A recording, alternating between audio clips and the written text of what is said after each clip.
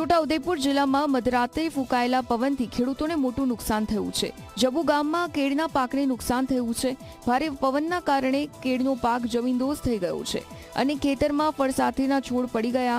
ખેડૂતોએ કેળાના પાક પાછળ 1 વર્ષની મહેનત કરી હતી, પરંતુ કેળા સહિતના બાગાયતી પાકને ભારે પવનથી નુકસાન થતા ખેડૂતોની ચિંતામાં વધારો થયો છે।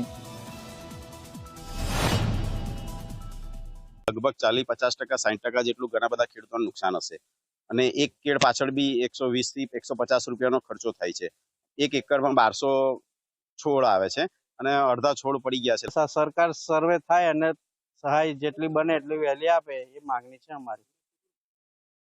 અંદાજ અમારે 50% એટલે 2000 છોડ હોય તો 3 લાખ 4 લાખ રૂપિયા જેવો ખર્ચો છે। ખેડૂતો દ્વારા રજૂઆત મળેલ છે, તો તે માટે અમારી બાગાયત વિભાગ દ્વારા સર્વેની કામગીરી, પ્રાથમિક સર્વેની કામગીરી હાથ ધરવામાં આવશે અને એનો રિપોર્ટ સરકારશ્રીમાં રજૂ કરવામાં આવશે અને નિયમો અનુસારની આગળની કાર્યવાહી હાથ ધરવામાં આવશે।